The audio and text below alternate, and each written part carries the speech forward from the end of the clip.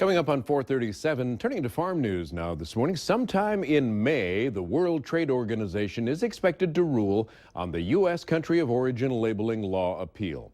Ag Secretary Tom Vilsack has said that Congress will have to act if the U.S. loses its third and final WTO appeal. Vilsack says the USDA is out of options to fix the law. Meanwhile, Iowa Senator Chuck Grassley says a legislative solution is likely should the U.S. lose the appeal. Another adverse ruling on country of origin labeling would clear the way for Mexico and Canada to impose retaliatory tariffs on U.S. goods unless COOL is either struck down or modified again.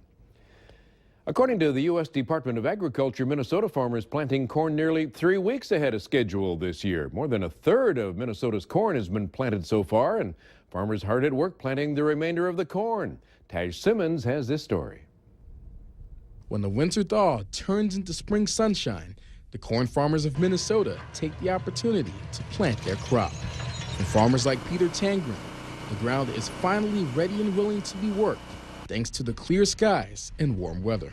Well, I would say there'll be a lot of corn planted this week, and I would think that most of Minnesota should have their corn planted. This week has been an ideal one for the Tangrens, as the weather has allowed them to plant on their more than 600 acres of farmland without interruption. The past 2 seasons, the weather has prevented farmers from getting their corn planted until May. This year, they hope to finish by this Thursday. Considering the last 2 years of spring planting, this is 100% better than the last 2 years. Although the planting is hard work, the farmers won't be doing it alone. Their farming technology has allowed them to grow more corn than ever before, as they plan to plant nearly 8 million seeds per day. With GPS that steers the tractor, the seeds are better, the farms have gotten larger and more mechanized. However, the advances in technology does not mean the stakes for planting corn have gone down, as one little mistake can make a large impact. You get one chance to plant, and if you don't get it right the first time, that year's gone. But as the year begins, optimism among the farmers is high. Now, corn isn't the only crop that has been off to an early start. More than 80% of Minnesota's spring wheat has been planted 5 weeks ahead of last year. Remember last year? Officials laying out a new way for farmers to help fight climate change. Nick Perot shows us it's not a law, but it's a move that could save the government billions of dollars over time. Over the last decade, there have been over $300 billion in direct costs to the federal government due to extreme weather and fire alone. Costs that cut into farmers' yields and pocketbooks. In the last year alone, the U.S. Farmer Service Agency has written over $5 billion in checks to farmers impacted by severe weather. Negative health impacts. Today, White House advisor Brian Deese, along with the U.S. Secretary of Agriculture Tom Vilsack, announced a multi-area approach to help increase efficiency in the ag industry. This is an ambitious but voluntary strategy that rewards and incents and builds upon the good work that's already being done by our farmers, ranchers, and forest landowners. The USDA says using tools already in place, they're working to educate those working in the fields. The importance of promoting conservation tillage for soil, increasing the use of wood as a building material, and supporting rotational grazing of livestock, among other areas to increase efficiency and cut down on greenhouse gas emissions. It now gives them access to additional resources and assistance that they will need to reap the economic and environmental benefits that come from improving efficiency, increasing yields, and reducing the risks to their operations. Again, these are voluntary efforts and won't require additional money from Congress, but help the Secretary doesn't think many farmers will pass up. But it is a continuation of what they've been doing for years. It's just setting a high bar, and we're going to work together to reach it.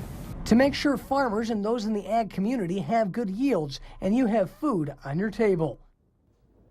Now, the climate has changed down in Texas. They have been getting much-needed drought-busting rain. Some Texas Panhandle farmers welcome the rain, but one cattle producer probably doesn't feel the same. The Texas Cattle Feeders Association says about 35 young cattle died Monday night from hypothermia-like symptoms in a field just west of Amarillo. The cows are pulled from the rest of the herd, placed in these ditches to be picked up by the rendering truck. Cattle feeders say the deaths were strictly weather-related. Now, while most cattle in the area are used to the panhandle's ever-changing weather, a local veterinarian says these cattle were most likely new to the area. We have a lot of producers that, are getting cattle in from South Texas or South United States, and these cattle are not used to cold, especially cold wind, rain. And these cattle are not acclimatized, and they get hypothermic or real low body temperatures and lay down and basically shock out and die. Monday night's low was 34 degrees in Amarillo. Cattle feeders say veterinarians will examine the dead cattle as a safety precaution to rule out any disease. Florida farmers are shocked after their cow gave birth to a two-headed calf. Laura Queso has this story. Annabelle. That's her name. It was just like a surprise because nobody had ever seen anything like this around here. Or really anywhere. This happens every 1 in 400 million times. Annabelle was found on the Cruz family farm. 4 eyes, 2 mouths, 2 noses, and 2 ears. 2 heads. And what do you think about that? Clearly, this 4-year-old is in awe. We visited a local convenience store about 2 miles down the road from the farm. The reaction? That it's weird, but like in a good way. Oh my God. I hope it survives. But that's the thing. I don't think it was meant to be, for something like this to live. They're not going to make it. This is Annabelle's milk. She did drink today, but still her owners just don't know how long she'll live. Carolyn Cruz comes out here to feed Annabelle 4 times a day. She might have pneumonia, or she might, there's no telling. Her heavy breaths are worrisome. Her head is too heavy. She can't walk. It means her mother can't feed her. Yeah, she's very weak. But she's unique, something the Cruz family and many in Baker County say they won't forget. It'll be something that we'll probably never see again in our lifetime. I've never even dreamed of such a thing happening. Now, Ripley's, believe it or not, has already contacted the family. According to their records, the longest a two-headed calf has lived is about 40 days. It's our farm news this morning. It's 4:44. We're taking a quick break, come back, and hey, the I-State's getting some rain today. How about us? We'll be right back.